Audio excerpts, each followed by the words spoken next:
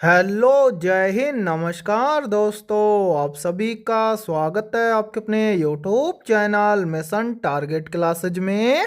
आज के इस क्लास में हम यूपी पुलिस होमगार्ड भर्ती परीक्षा 2026 के लिए पहला प्रैक्टिस सेट लेकर आए हैं।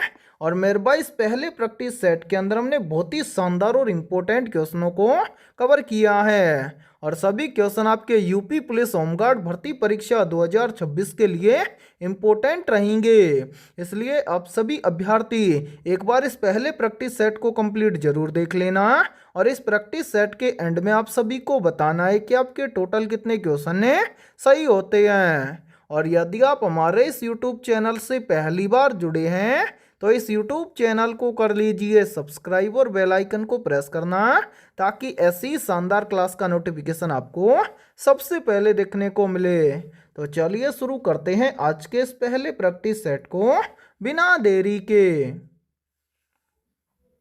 पहला प्रश्न है आप सभी के सामने, 1857 की क्रांति की शुरुआत कहाँ से हुई थी?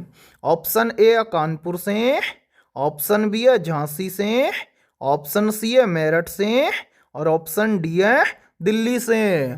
तो यहाँ पर देखिए, इन चारों में से करेक्ट आंसर हो जाएगा सभी का ऑप्शन है सी। 1857 की क्रांति की शुरुआत हुई थी मेरठ से। तो पहले प्रश्न के अंदर करेक्ट आंसर हो जाएगा सभी का ऑप्शन है सी। और मेरे भाई, यहाँ पर देखिए, आप सभी के लिए बहुत ही इंपॉर्टेंट सूचना है। यदि आप पहली बार के अंदर यूपी पुलिस होमगार्ड भर्ती परीक्षा 2026 को क्रैक करना चाहते हैं तो हमने आपके यूपी पुलिस होमगार्ड भर्ती परीक्षा 2026 के लिए ऑल टॉपिक्स के ऊपर यानी कि ऑल सब्जेक्ट के हर एक टॉपिक पर मोस्ट इंपोर्टेंट 21,000 प्लस रामबाण क्वेश्चनों का मास्टर पीडीएफ सेट तैयार किया है। और जो भी अभ्यर्थी ये कंप्लीट मास्टर पीडीएफ सेट लेना चाहता है वो हमारे इस व्हाट्सएप नंबर पर कांटेक्ट करके ले सकता है। व्हाट्सएप नंबर है 7374826893। ये हमारा व्हाट्सएप नंबर है।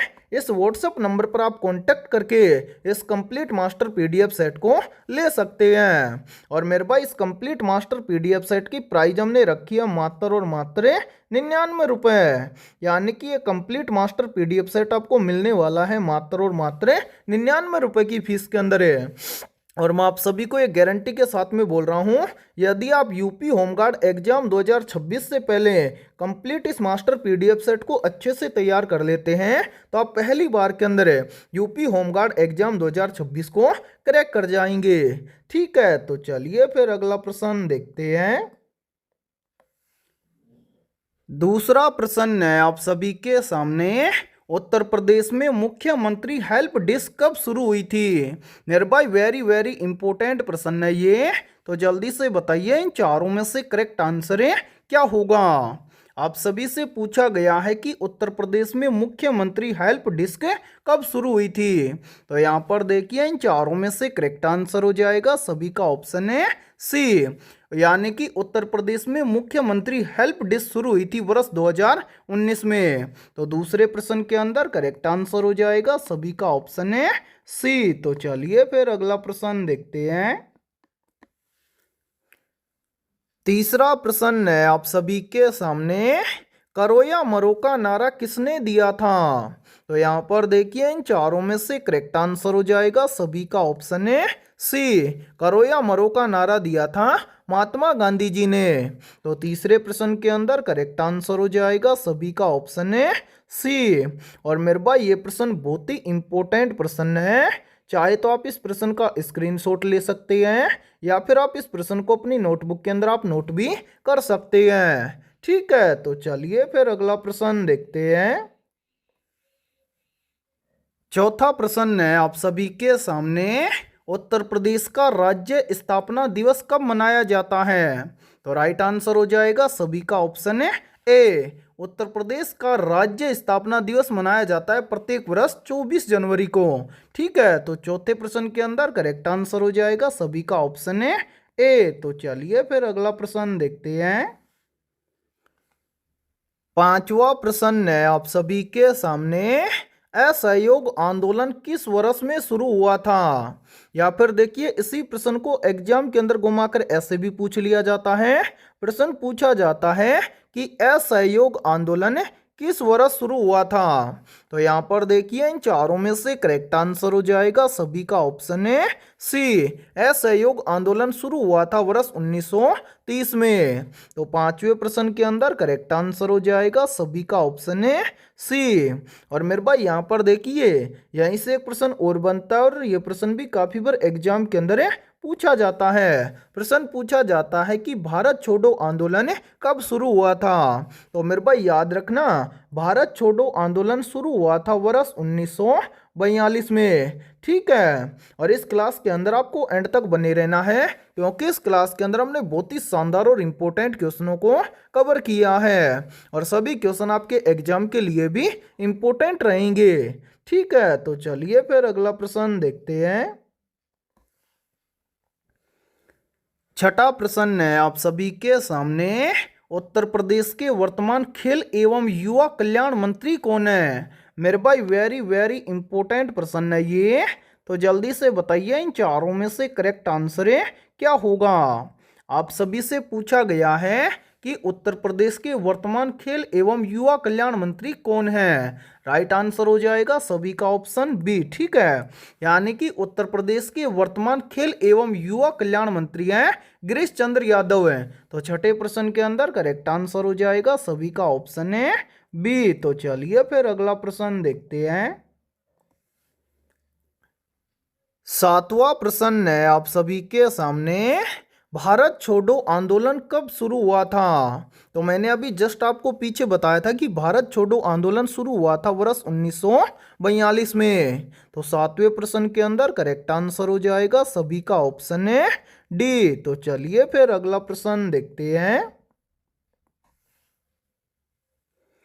आठवां प्रश्न है आप सभी के सामने, उत्तर प्रदेश में सबसे बड़ा आईटी हब किस शहर में विकसित हो रहा है?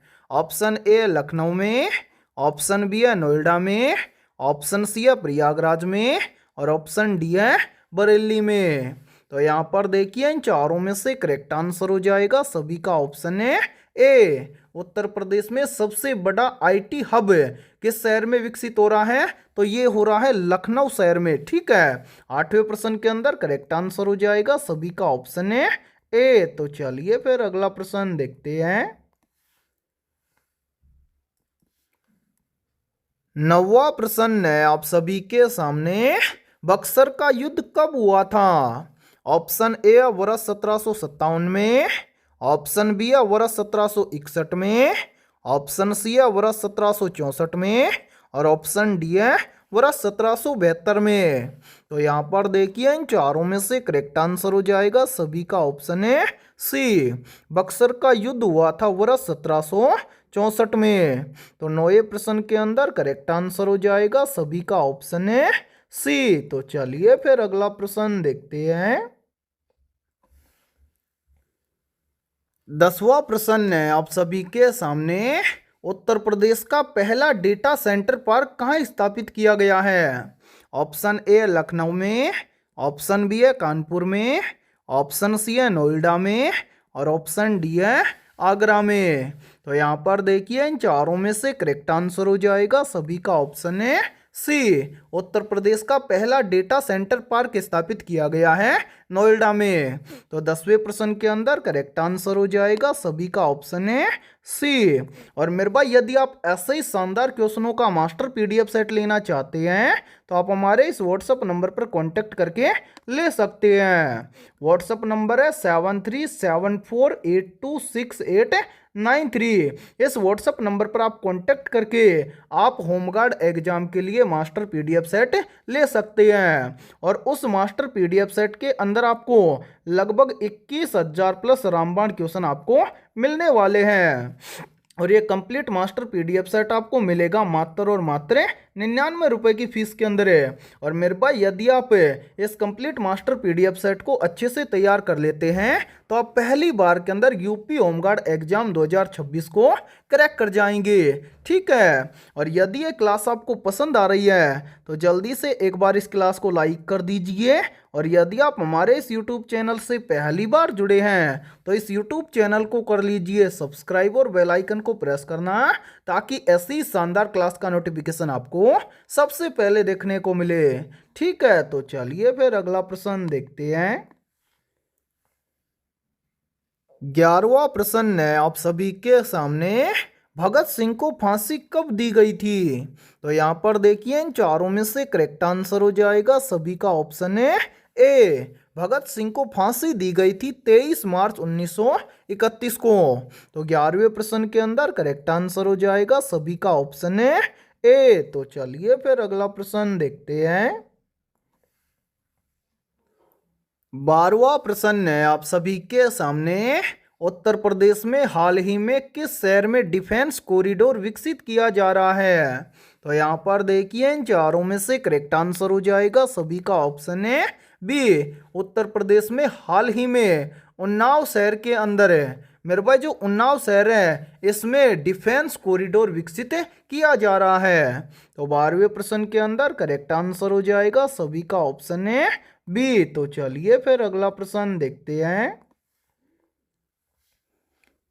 13वां प्रश्न है आप सभी के सामने, वंदे मातरम गीत किसने लिखा था? तो यहाँ पर ध्यान से देखिए इन चारों में से करेक्ट आंसर हो जाएगा सभी का ऑप्शन है बी। वंदे मातरम गीत लिखा था बंकिम चंद्र चट्टोपाध्याय ने। तो 13वें प्रश्न के अंदर करेक्ट आंसर हो जाएगा सभी का ऑप्शन है बी। तो चलिए फिर अगला प्रश्न देखते हैं। 14वां प्रश्न है आप सभी के सामने, उत्तर प्रदेश का पहला स्मार्ट सिटी कौन सा बना था? Option A Lucknow, option B है वाराणसी, ऑप्शन सी है कानपुर और ऑप्शन डी है आगरा। तो जल्दी से बताइए इन चारों में से करेक्ट आंसर क्या होगा। आप सभी से पूछा गया है कि उत्तर प्रदेश का पहला स्मार्ट सिटी कौन सा बना था, या फिर स्मार्ट सिटी कौन सा शहर बना था। तो मेरे भाई याद रखना उत्तर प्रदेश का वाराणसी शहर बना था पहला स्मार्ट सिटी। तो 14वें प्रश्न के अंदर करेक्ट आंसर हो जाएगा सभी का ऑप्शन है बी। तो चलिए फिर अगला प्रश्न देखते हैं। 15वां प्रश्न है आप सभी के सामने, आजाद हिंद फौज की स्थापना किसने की थी? तो यहाँ पर देखिए इन चारों में से करेक्ट आंसर हो जाएगा सभी का ऑप्शन है सी। आजाद हिंद फौज की स्थापना की थी रास बिहारी बोस ने। तो 15वें प्रश्न के अंदर करेक्ट आंसर हो जाएगा सभी का ऑप्शन है सी। तो चलिए फिर अगला प्रश्न देखते हैं।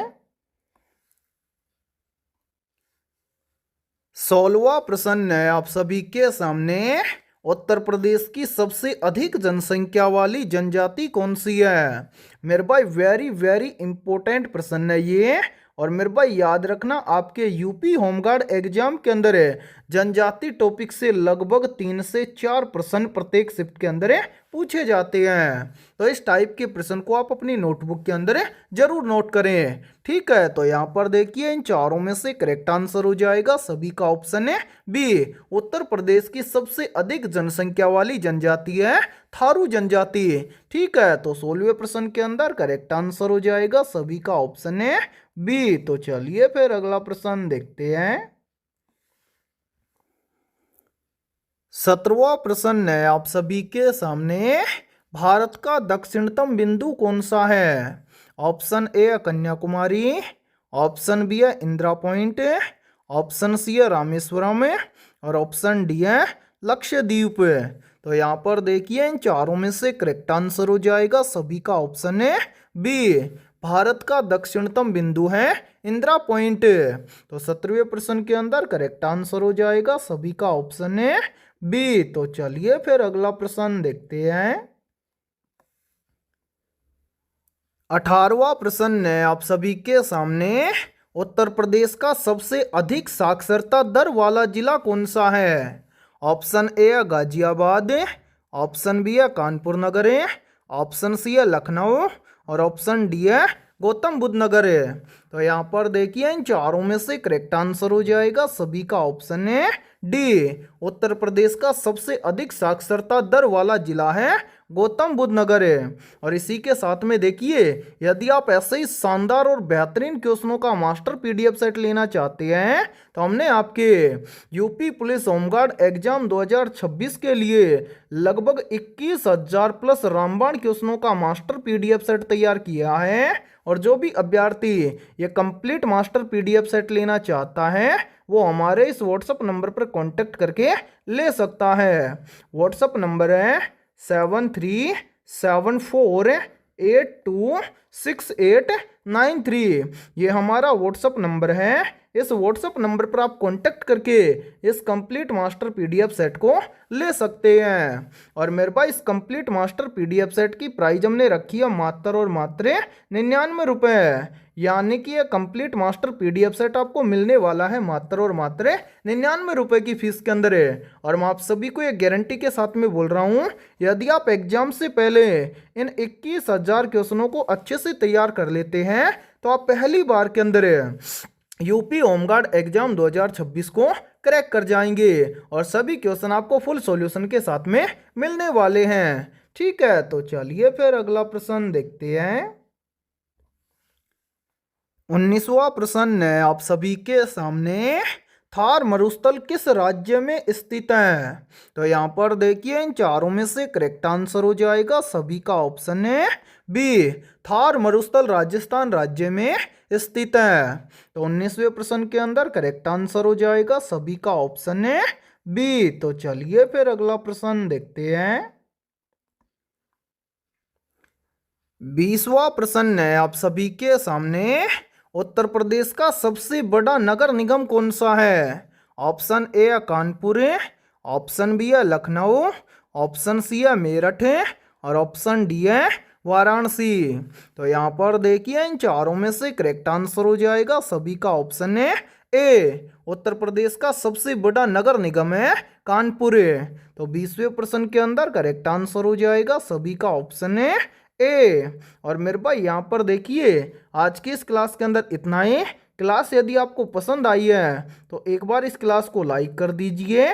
और यदि आप हमारे इस YouTube चैनल से पहली बार जुड़े हैं तो इस YouTube चैनल को कर लीजिए सब्सक्राइब और बेल आइकन को प्रेस करना, ताकि ऐसी शानदार क्लास का नोटिफिकेशन आपको सबसे पहले देखने को मिले। और आज की इस क्लास के अंदर हमने 20 शानदार क्वेश्चन करवाए हैं। और जिन भी अभ्यर्थियों के इन 20 में से लगभग 18 प्लस क्वेश्चन भी सही हुए हैं तो समझना उनकी तैयारी बेहतर है। तो फिर मिलते हैं ऐसे बेहतरीन और शानदार क्वेश्चनों के साथ सुबह 9:15 पर। ठीक है मेरे भाई।